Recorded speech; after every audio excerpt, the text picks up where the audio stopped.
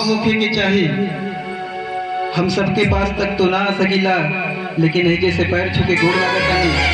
रउआ सब ताली बजा के एक बार आशीर्वाद दे दी जा हो भैया।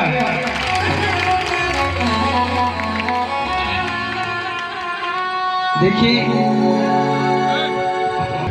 कि भैया हो, कवनो भी शुभ काम शुरू होके से पहले 2 लाइन सरस्वती की वंदना, गणेश जी की वंदना, उसके बाद माहौल के मुताबिक गीत होगा।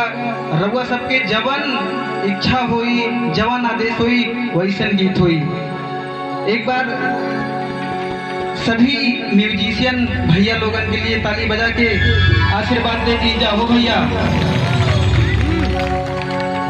और इतना पावन जहाँ पर हम लोग हैं, आशीर्वाद क्या बात है। हृदयवर बाबा जय हो। एक बार सभी लोग बोलिए हृदयवर बाबा की, दुर्गा मैया की।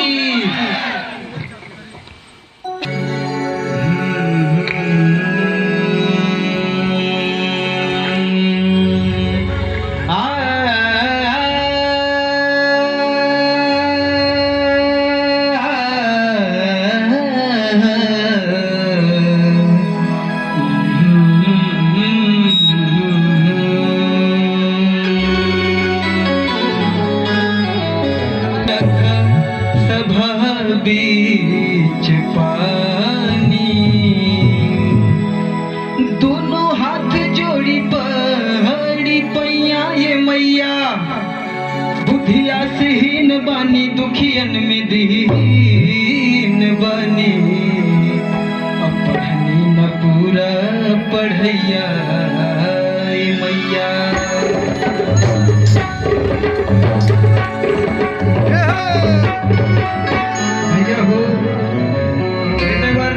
हृदयवर बाबा की कमेटी की जितने भी सदस्य हैं, सभी को मैं प्रणाम करता हूं। और मेरा भाई, अगर गीत संगीत में कहीं पर गलती हुई तो इना सोचे कि एहिजा विकास पांडे गाय का बड़े हो भैया।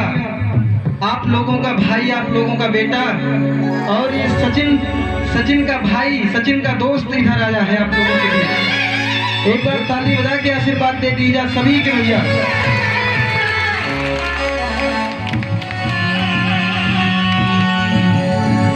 अरे अर्जी इतने बाटे, अर्जी इतने बाटे, हमरो भाग जगाई बेटे, फुलवे बना।